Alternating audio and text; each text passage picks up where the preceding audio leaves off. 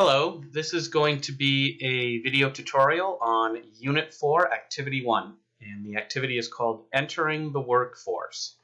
And all of Unit 4 actually is going to be about kind of the world of work and the communication tools and skills that you would need to hopefully find your ideal job. And so if we take a look, the activity will be broken up into two. And the first part is called formal and informal language. And so there's generally two, types of writing if we want to break down the style of writing. There's formal, which is sort of professional, polite, business style writing. You would see it in textbooks. You would see it in news reports. We've done some formal writing already this semester. And then there's informal writing or informal language. And in informal language, what you're doing is you're not necessarily following all the traditional English language rules. Maybe you're using contractions and simplifying your language, or using slang. And you're doing that to try to get across sort of realistic conversation. And you'll see a lot of that in short stories. And when we write emails to our friends and things like that, we tend to use informal language. Excuse me. So what you're going to see here is a little chart here where they'll give you some examples of informal language and then how you can write the same phrase but formally. So things like it didn't become it did not, right? The two that I'd like to emphasize are stuff and things. Students use words like stuff and things a lot.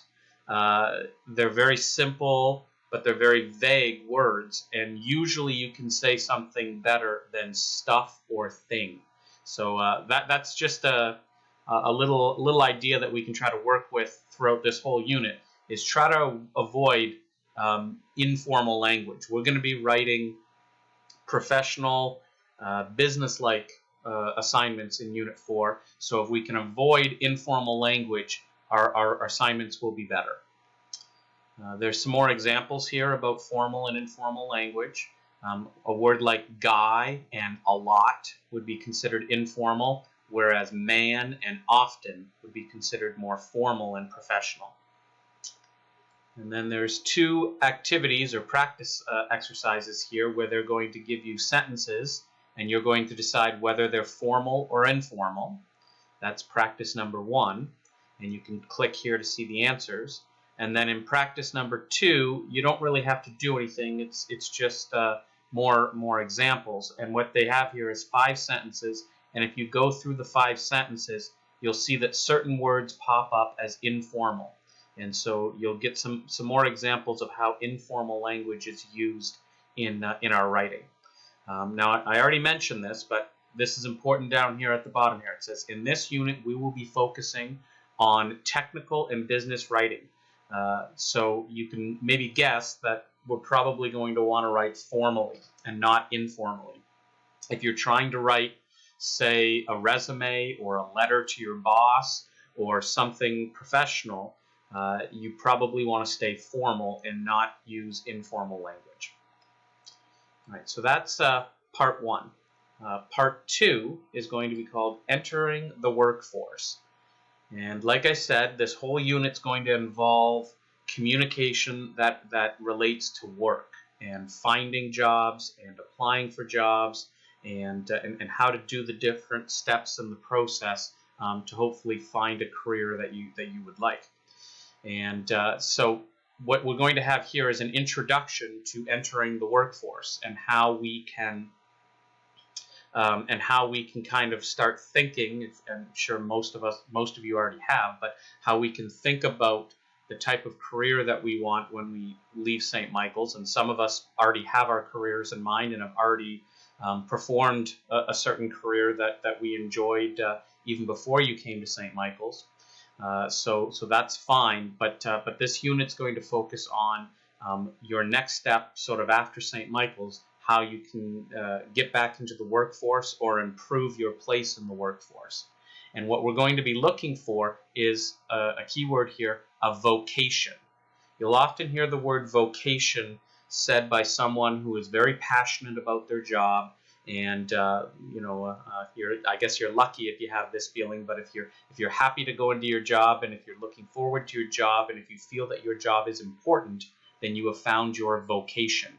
And so what we're going to try to talk about here is finding our vocations. We don't just want to find a job that we will do temporarily. I mean, certainly we have to do that sometimes. But the ultimate goal, of course, is to find a career and a vocation that you want to do for the long run. And so there'll be a little listening and video exercise right here that you can click on, and you'll get to hear a labor market specialist talk about finding and how to go about finding a job, and how to pay attention to the labor market, or the job market. And so this is just a little background. And then we have words for work.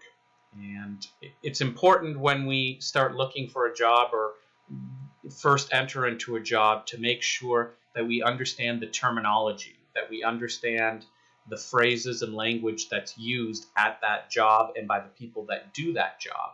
And so we've got a little kind of sort of fun exercise here where they give you 7 words and it asks you to name the occupation. And it doesn't give you the answer, but I think if you look at these 7 words and their definitions, you can probably guess what occupation would use these words regularly. In your assignment later on in this activity, you're going to have to come up with specific words for a specific job that you would be interested in, and then find definitions for those words. So again, the idea is to start learning the terminology that you would need to be successful and to talk to someone who does that job.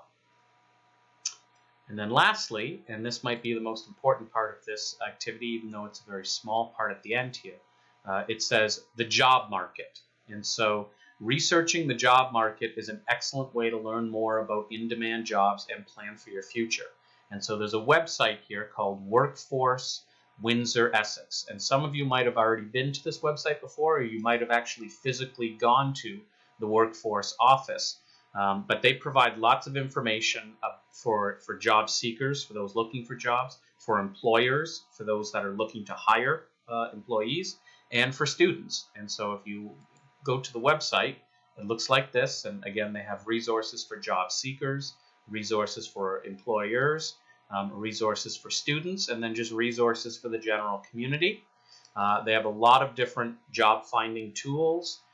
They have new up-to-date videos. For example, I know at the bottom here they have a video about COVID-19 and how to look for a job right now in the current situation that we're in, and the jobs that are in demand, and obviously it's a tricky situation now, and unemployment is very high, but there still are possibilities out there. All right, so take a look at this website. You will have to come back to this website when you do your assignment in this activity. So it's a good idea while you're going through the content to familiarize yourself with some of the tools on the website. And that's it for the content. Once you've gone through that website, you've got to the bottom of the content here, and it'll tell you to move on to the assignment, either at the bottom or at the top. You can click on assignment, and I'll do a second video where I'll go over the assignment. If you have any questions about the content for Unit 4 Activity 1, please let me know.